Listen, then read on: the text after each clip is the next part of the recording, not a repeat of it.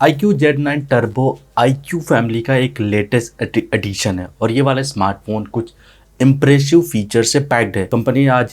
Company ने हाल ही में कुछ ऑफिशियली पोस्टर के साथ इस वाले फ़ोन के कुछ इन्फॉर्मेशन शेयर की है। साथ के साथ इस वाले फ़ोन की लॉन्च डेट को भी कंफर्म किया गया है। ये वाला स्मार्टफोन चाइना में 24 अप्रैल 2024 को लॉन्च किया जाएगा और साथ के साथ इस वाले फ़ोन के बहुत सारे स्पेसिफिकेशंस ऑनलाइन कंफर्म भी किए जा चुके हैं। वीवो के वाइस प्रेसिडेंट जिया जिंगडोंग ने वीवो पर एक बहुत ही लंबा चौड़ा पोस्ट शेयर किया। साथ के साथ इन्होंने अपने वीडियो में थोड़े से कुछ इस वाले फ़ोन के हिंट्स के बारे में भी डिटेल शेयर की है। इन्होंने वीडियो पे क्लेम किया कि iQOO Z9 टर्बो ये बेसिकली एक स्नैपड्रैगन 8 Gen 3 का फ्लैगशिप कोर का यूज़ करने वाला पहला डिवाइस हो सकता है।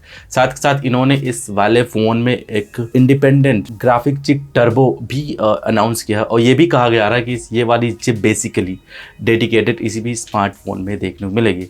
तो बेसिकली इस वाले फ़ोन के जो हाईलाइट फीचर है वो इसमें है स्नैपड्रैगन 8 Gen 3 वाला प्रोसेसर, 144K हर्ट्ज की एक एमोलेड वाली डिस्प्ले, साथ में इसका 6K VC कूलिंग सिस्टम। कुछ ऐसे फीचर्स को साथ ही वाले स्मार्टफोन हमें 24 अप्रैल 2024 को चाइनीज़ मार्केट में देखने को मिलेगा। साथ के साथ अगर बात की जाए इंडिया लॉन्च डेट के बारे में तो फिलहाल अभी कोई इन्फॉर्मेशन निकल के सामने नहीं आई है, लेकिन कहीं ना कहीं से ये हिंट ज़रूर दिए जा रहे हैं कि ये वाला स्मार्टफोन इंडिया में भी हमें देखने को मिलेगा, लेकिन शायद पॉसिबली एक अलग नाम से या फिर एक अलग पहचान के साथ हमें देखने को मिल सकता है। इस वाले फ़ोन के ऑफिशियली डिज़ाइन वगैरह लीक हुए हैं या शेयर किए गए, उसके हिसाब से यही कहा जा रहा है कि इस वाले फ़ोन में नए हो चैनल पे तो सब्सक्राइब करके बेल नोटिफिकेशन ज़रूर प्रेस कर देना। iQOO Z9 turbo Snapdragon 8 Gen 3 वाले प्रोसेसर के साथ लॉन्च किया जाएगा।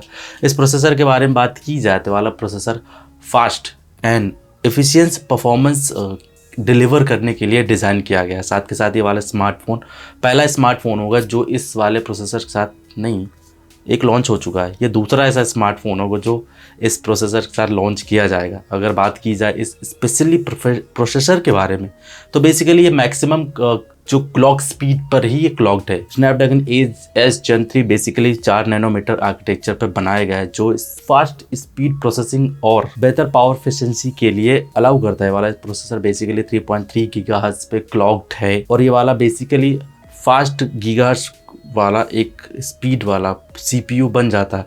हालांकि मार्केट के बारे में अगर बात की जाए तो सबसे पावरफुल प्रोसेसर के रूप में निकल के सामने आया है और बेसिकली इसी चीज़ के लिए इसको डिज़ाइन किया गया है।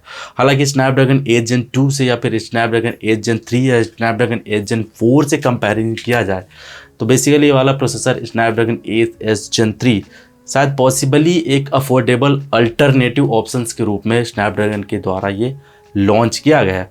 आने वाले टाइम में इस प्रोसेसर के साथ हमें बहुत सारे स्मार्टफोन देखने को मिल सकते हैं।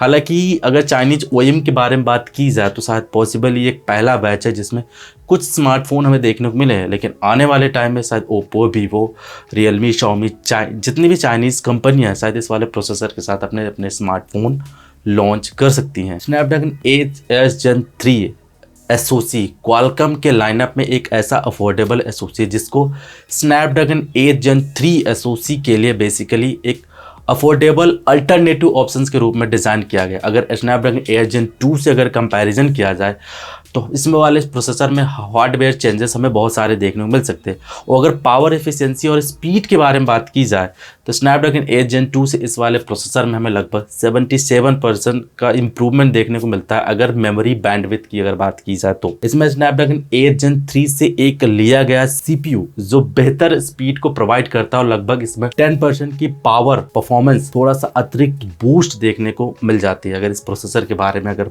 थोड़ा सा नज़र डाली जाए तो इसके अलावा इस प्रोसेसर के बारे में अगर बात की जाए तो इसमें ऑप्शनली जनरेटिव AI का सपोर्ट भी देखने को मिल जाता है। अगर स्नैपड्रैगन 8 Gen 2 के बारे में बात की जाए तो उस वाले प्रोसेसर में देखने को नहीं मिलता। तो ये थी थोड़ा सा डिटेल स्टोरी इस प्रोसेसर के बारे में।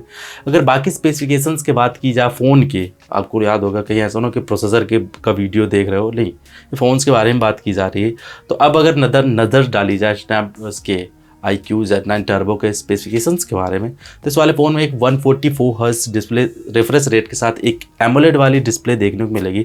हालांकि स्क्रीन साइज़ के बारे में नहीं पता चला, लेकिन जैसे अनुमान है कि शायद पॉसिबल इस वाले फ़ोन में हमें एक 6.6 या 6.7 इंच की डिस्प्ले देखने को मिल सकती है।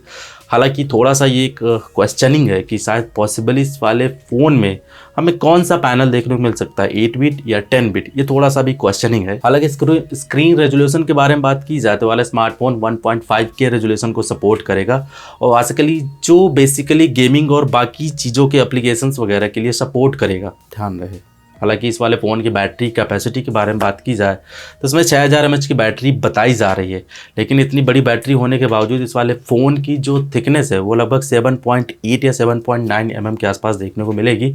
हालांकि इसका वेट लगभग 200 ग्राम से भी कम देखने को मिलेगा। हालांकि ये भी बताया जा रहा है कि हाईयर बैटरी कैपेसिटी के साथ साथ ये वाले स्मार्टफोन थोड़ा सा हल्के और पतले फ़ोन के रूप में भी इस वाले फ़ोन को थोड़ा सा इंट्रोड्यूस कर रहा है। iQOO के प्रोडक्ट मैनेजर ने भी एक वीवो पर वीडियो शेयर किया था, वहाँ पे इस चीज़ के बारे में इन्होंने कहा था कि फ़ोन में 6000 mAh की बैटरी के बावजूद ये वाले स्मार्टफोन 7.98 mm की मोटाई पे बेस्ड है। हालांकि इन्होंने इस वाले फ़ोन के एग्जैक्ट वेट के बारे में कैलकुलेट नहीं किया, वो कहा कि जब लॉन्च होगा तो आपको ऑफिशियली पता ही चल जाएगा, लेकिन इन्होंने एक हिंट ज़रूर दी है कि इस वाले स्मार्टफोन का जो वेट होगा वो 200 ग्राम से कम देखने को मिलेगा। मतलब ये ऐसा क्लेम कर रहे थे बड़े बड़े नंबर्स। तो असाधारण बैटरी लाइफ को अगर देखा जाए तो ये बेसिकली इस वाले फ़ोन का एक सेल पॉइंट बन सकता है। हालांकि दिन भर के लिए गेमिंग, स्ट्रीमिंग वगैरह, मीडिया कंजम्पशन सब कुछ मद्देनज़र देखा जाए तो वाले स्मार्टफोन पूरे दिन की बैटरी लाइफ को प्रोवाइड करने का क्लेम किया जा रहा है। लेकिन एक चीज़ और बताई जा रही है कि इस वाले फ़ोन में एक हायर फास्ट चार्जिंग का सपोर्ट देखने को मिलेगा जो बैटरी को तुरंत फुल चार्ज कर सकता है। तो शायद पॉसिबली इसका एक ज़्यादातर प्लस पॉइंट बन के निकल के आ सकता है।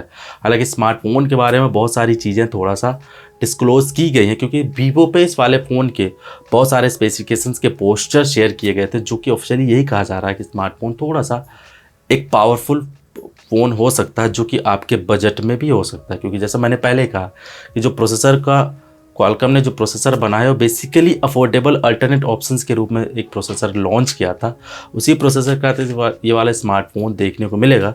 तो शायद पॉसिबली ये एक फ्लैगशिप किलर टैग के साथ चाइनीज़ मार्केट में लॉन्च किया जाए, जिसकी प्राइस लगभग हमें 35 से 40 हज़ार के आसपास देखने को मिल सकती है। iQOO Z9 टर्बो में एक specially independent graphic chip turbo भी दी गई है, जो कि बेसिकली गेमिंग परफॉर्मेंस को ध्यान में रखते हुए इसको डिज़ाइन किया गया है और बेसिकली ये वाली चिप इसी डेडिकेटेड स्मार्टफोन में ही देखने को मिलेगी।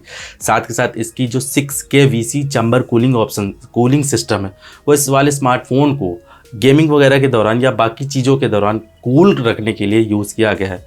मतलब जैसे मैंने पहले ही कहा ना कि iQOO की तरफ से जो स्मार्टफोन लॉन्च किए जाते हैं उनके नंबर्स हमें बहुत ही तगड़े, बहुत ही ज़्यादा देखने को मिलते हैं। जैसे हमने पहले इसका पास्ट का ट्रैक रिकॉर्ड अगर देखा है, iQOO Z9 टर्बो के बारे में एक ही चीज़ निकल के सामने है कि वाला स्मार्टफोन बेसिकली iQOO फैमिली का एक लेटेस्ट एडिशन के रूप में लॉन्च किया जाएगा। साथ में इस वाले फ़ोन में एक 1.5K रेजोल्यूशन की डिस्प्ले होगी, स्नैपड्रैगन एस Gen 3 वाला SoC देखने को मिलेगा, जो कि हाई स्पीड परफॉर्मेंस और साथ के साथ बेहतर गेमिंग और बाकी मीडिया कंजम्पशन के लिए इस वाले फ़ोन को डिज़ाइन किया गया है और उसी प्रोसेसर से इस वाले फ़ोन को लॉन्च किया जाएगा।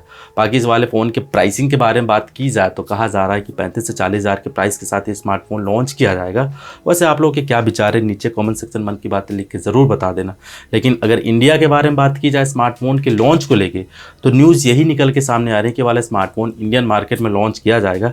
अब सवाल ये उठता है कि iQOO Z9 सीरीज़ के साथ लॉन्च किया जाएगा या पॉसिबली हमें, या फिर इससे ऊपर iQOO 12 नहीं है, या iQOO की कोई नई सीरीज़ के रूप में स्मार्टफोन को इंडिया में देखा जाए तो शायद पॉसिबली एक थोड़ा सा क्यूरियोसिटी मन में निकल के सामने ज़रूर आएगी। बाकी आप लोग क्या विचार है कमेंट सेक्शन मन की बातें लिख के ज़रूर बता देना।